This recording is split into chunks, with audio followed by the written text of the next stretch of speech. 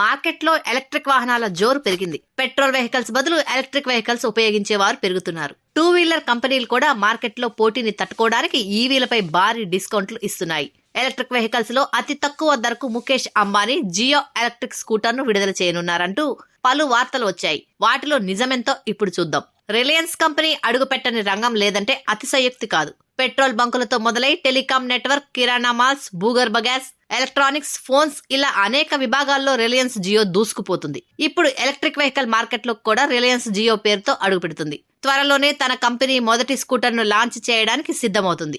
ఈ scooter features ధర తెలిస్తే మీరు నిజంగా ఆశ్చర్యపోతారు. ఇంత తక్కువ ధరకు అసలు స్కూటర్ ఎలా అమ్ముతారని అనుకుంటారు. జియో తన కొత్త ఎలక్ట్రిక్ స్కూటర్ ను ఇటీవల మార్కెట్ కు పరిచయం చేయనుంది. అయితే వినియోగదారులు చేతికి వచ్చేసరికి కొంత సమయం పడుతుంది. సుమారు 2025లో ఈ స్కూటర్ లాంచ్ అవుతుందని కంపెనీ ప్రతినిధులు చెబుతున్నారు. ఈ స్కూటర్ ధర, ఫీచర్లు, ఆన్లైన్ బుకింగ్ ప్రక్రియ వంటి అనేక వివరాలు సోషల్ మీడియాలో వైరల్ అవుతున్నాయి. ఈ స్కూటర్ చాలా ఆధునిక సాంకేతికత ఉపయోగించి తయారు చేశారు. జియో ఎలక్ట్రికల్ స్కూటర్ అనేక ఆకర్షణీయమైన ఫీచర్లను కలిగి ఉంటుంది. ఇది శక్తివంతమైన మోటార్తో వస్తుంది. దీని లిథియం అయాన్ బ్యాటరీ ఒక్కసారి ఛార్జ్ చేస్తే 75 నుండి 100 కిలోమీటర్ల వరకు ప్రయాణించగలదు. జియో ఎలక్ట్రికల్ స్కూటర్ ధర 14,999 రూపాయల నుండి 17,000 వరకు ఉంటుందని అంచనా.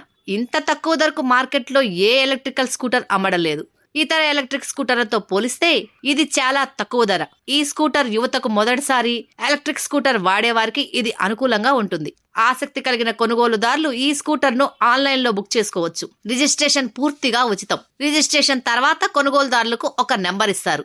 దాన్ని తీసుకుని దగ్గరలోని జియో స్టోర్ నుండి స్కూటర్ ను డెలివరీ తీసుకోవచ్చు. అయితే ఆన్లైన్ లో స్కూటర్ బుకింగ్ ప్రాసెస్ ప్రారంభమైంది. కానీ డెలివరీ విషయంపై ఇంకా స్పష్టత రాలేదు. 2025లో ఈ ఎలక్ట్రిక్ స్కూటర్లు వినియోగదారుల చేతికి అందవచ్చని తెలుస్తుంది.